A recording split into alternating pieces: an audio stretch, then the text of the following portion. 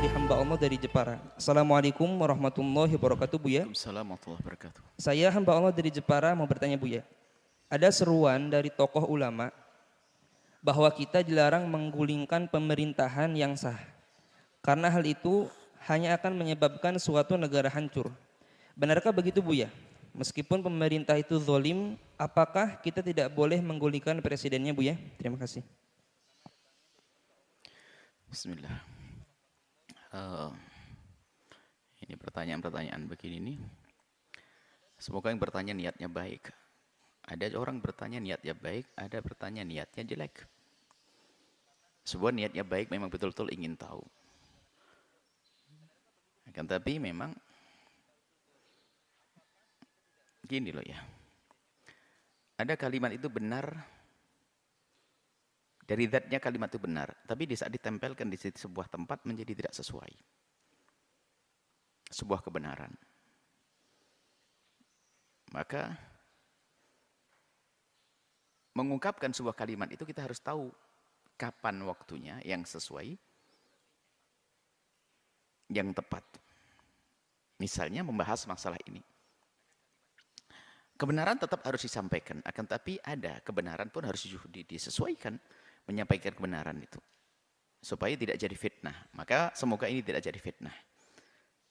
Sebab di sini pertanyaan adalah menggulingkan pemerintahan. Apakah betul ulama menyeru tidak boleh kita menggulingkan pemerintah yang atau penguasa yang sah, Bu, ya? Yang sah, yang zalim dan sebagainya, betul. Jadi begini.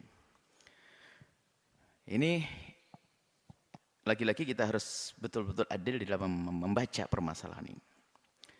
Bicara tentang permasalahan agama, hukum, disebutkan oleh para ulama kita ahli sunnati wal jamaati bahwa tidak diperkenankan kita keluar dari imam, biarpun imam itu fajir. Keluar ini maknanya membuat pemberontakan, keluar dari kepemimpinannya, lalu membuat sebuah kepemimpinan yang baru. Itu tidak berkenankan. Dan itu karena apa? Itu membahayakan sekali. Bisa jadi nanti ada satu balasan daripada pemerintahan tersebut yang memang pemerintahan itu zalim, kemudian bisa membuat kerusakan yang jadi korban adalah rakyat itu sendiri. Sehingga dilarang. Di dalam akidah kita ahli sunnati wal jamaati. Ini adalah kalimat benar. Dan memang itu yang ada. Akan tetapi, kalimat ini apakah bisa diberlakukan kepada sebuah kegiatan dilakukan oleh seseorang misalnya? Apakah ini sama? Nah, ini lo menyamakan sesuatu yang berbeda. Ini bermasalah. Contoh, kaum buruh membuat demo, mencari keadilan agar diperhatikan. Apakah langsung serta-merta kita katakan ini adalah melawan pemerintah keluar dari imam? Ya enggak dong. Wong demo sendiri kan diizinkan sesuai dengan prosedur. Apakah setiap sekelompok kaum yang membuat kritikan kepada negara langsung dianggap sebagai penggulingan kekuasaan? Ya enggak dong. Apakah di saat suatu ketika ada kampanye-kampanye mempromosikan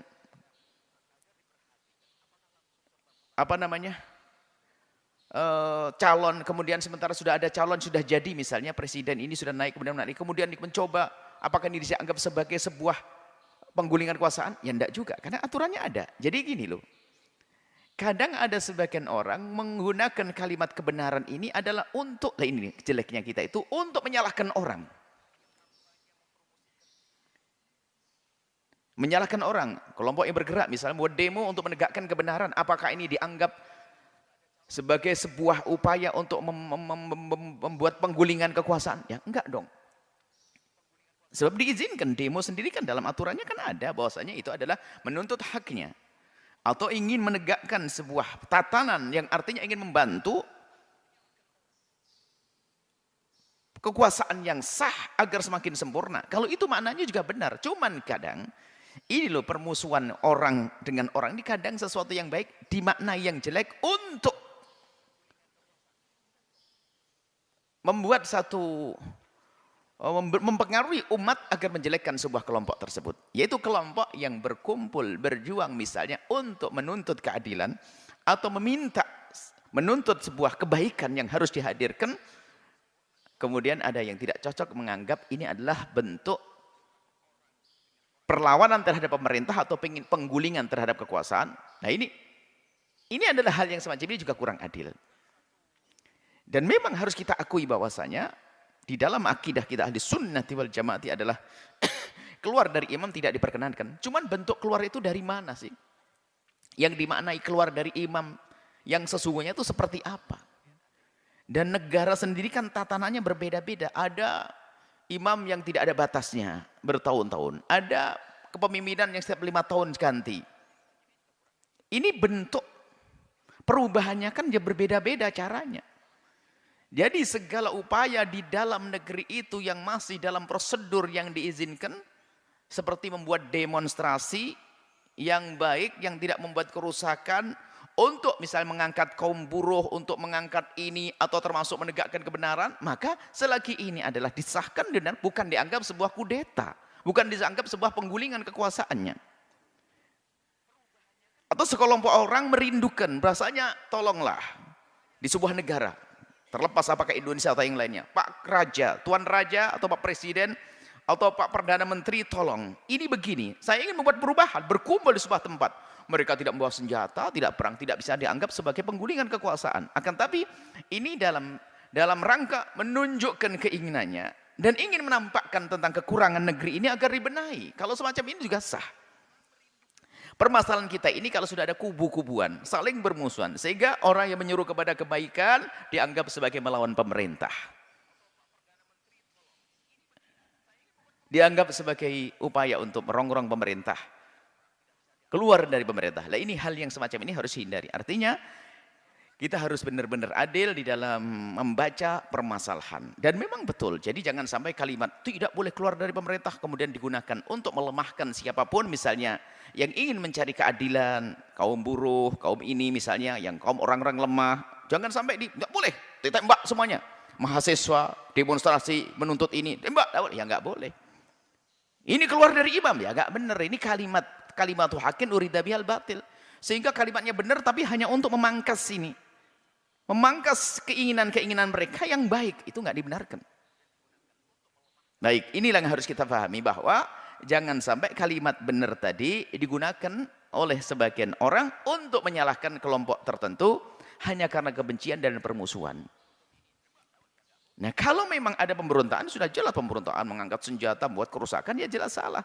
Tapi jika sekelompok, dulu pernah ada juga mahasiswa yang menuntut, kemudian ada demonstrasi buruh ini, kemudian ada sekelompok kaum muslimin yang menuntut ini. Ini hal yang semacam ini tidak bisa serta-merta kita katakan sebagai bentuk penggulingan kekuasaan yang tadi disebutkan keluar dari imam. Karena mereka masih mengikuti aturan, menginginkan, menyodorkan sebuah keinginan agar dituruti demi kebaikan umat.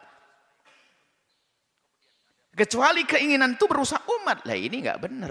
Keinginannya juga hal yang baik. Itu loh. Maksud kami, lihat saja yang adil dalam melihat permasalahannya. Dan kita pun juga tidak bisa merubah kebenaran yang disampaikan oleh para ulama bahwasanya keluar dari imam adalah tidak boleh, nggak boleh kita rubah jadi boleh. Tetap tidak boleh. Keluar dari imam yang benar, dari pemimpin yang benar adalah tidak diperkenankan. Cuman apakah semua gerakan yang sifatnya ingin membuat perubahan dianggap sebagai keluar dari imam? Ini yang salah, yang menyamakan semua sesuatu yang berbeda. Ini jadi mohonlah, mari kita semuanya dari negeri kita, bangsa kita ini, dimulai dari pemerintahnya. Pemerintah, karena pemerintah dari negara, yang tanggap kepada keinginan umat. Sebab mereka ngurusi umat. Tanggap artinya apa? Segala keinginan-keinginan kebaikan untuk membuat perubahan, hendaknya segera kita sambut. Supaya apa? Di dalam hati masyarakat itu tenang karena kebaikan. Kecuali kalau ada rakyat menginginkan ketidakbaikan, oh jangan dituruti. Kalau mau dihukum yang demikian itu. Kalau yang diinginkan kebaikan, maka hendaknya disambut. Ini. Suatu ketika ada orang berkata pada Sayyidina Umar, waktu Sayyidina Umar mengatakan, jika aku tidak benar, tolong luruskan aku. Ada yang berani ngangkat pedang, ya Khalifah, aku yang akan luruskanmu dengan pedangku. Sayyidina Umar tidak marah kok. Kenapa? Ini orang yang bahkan menyelamatkan saya ini. Jadi kritikan dari bawah, itu sebenarnya membangun negara itu sendiri kalau seorang kepala negara itu faham. Kemudian juga kami seru kepada siapapun yang ingin membuat perubahan, harus betul kita tata niat kita. Niat kita yang benar karena Allah Subhanahu wa taala, dengan cara yang baik, yang indah, yang benar, harus begitu. Kemudian sudahlah, kalau memang Anda adalah, ini permasalahannya adalah ketidakcocokan. Contoh, kalau saya seorang bos kaya raya, kemudian ada undang-undang kaum buruh, masalah gaji harus dirubah. Kemudian membuat demo, saya sebagai orang bos karena ada yang terkurangi dalam kepentingan saya, maka bisa saya marah berurusan dengan kaum buruh ini. Pekerja ini. Karena pekerja menuntut kepada pemerintah sesuatu yang bertentangan dengan kenyamanan yang saya rasakan. Kalau sudah musuh begini, ini kan terjadi permusuhan. Semua dianggap musuh kaum buruh. Ini kan sebenarnya pekerja dan sebagainya, sebagai contoh saja. Dia menuntut keadilan agar hak-haknya dipenuhi dengan benar. Ini sebuah misal. Maka saya sebagai orang yang punya pegawai pekerjaan, ya ini hal kebaikan supaya tidak zalim. Benar saja, nggak ada masalah. Tapi jika setiap gerakan itu saya anggap selagi tidak sesuai dengan keinginan saya menjadi musuh saya, maka saya berprovokasi. Oh ini pekerja membuat kerusakan, dia melawan pemerintah. Karena saya orang kaya, wah ini kenyamanan saya sebagai seorang pengusaha akan terganggu dah. Wah repot nih. Lalu menyuarakan bahasanya ini pekerja ini telah membuat kerusakan. Dia adalah melanggar pemerintah. Nah ini karena kejelekan saya. Tapi kalau kita dengan akal cerdas menanggap, oh dia menginginkan sebuah kebaikan untuk mereka dan ini sah. Tinggal saya mengulang penghitungan saya bagaimana masalah penggajian, bagaimana pemberian kepada mereka, apa yang harus mungkin hadiah segala macam tambahan. Kita pikirkan. Jadi jangan serta-merta kita menilai semua yang berbeda dengan kita itu musuh kita. Sehingga kita pun akan mengambil sebuah kebenaran untuk menjatuhkan musuh. Padahal kebenaran itu, padahal musuh itu tidak berada di tempat yang bisa disalahkan oleh sebuah kebenaran. Kayak tadi, orang mengadakan demo langsung gara-gara saya tidak cocok dengan kelompok tersebut, langsung wah ini Islam melarang keluar dari imam, maka ini keluar dari imam. Loh, kok gampang sekali kita menilai orang demonstrasi, ada orang menginginkan sebuah kebaikan, lalu kita sebut sebagai orang yang keluar dari pemerintah. Ini kan berlebihan saya. Jadi mari kita adil semuanya. Kita pengen negara ini tentram.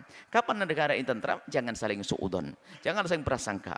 Selagi ada orang niatnya, tujuannya baik, niatnya baik, yuk kita dukung. Kalaupun kita menemukan cara yang tidak baik, bukan tujuannya yang kita hentikan dong. Tujuannya baik, caranya kurang baik, yuk kita benahi caranya. Jangan dihentikan. Jangan dihentikan keinginan baiknya. Keinginan baik kok dihentikan? Kalau keinginan baik dihentikan, berarti kebaikan tidak boleh dong disebar di negeri kita ini. Seperti itu. Semoga Allah menjaga kita semuanya. Tolonglah. Yuk kita hindari daripada saling caci, saling prasangka. Dan juga jangan membiasakan kita mencari pembenar untuk hawa nafsu kita, untuk keinginan pribadi kita, untuk keinginan kelompok kita.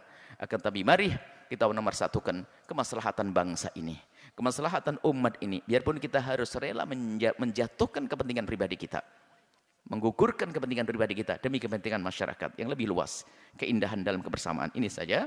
Wallahu a'lam bishawab.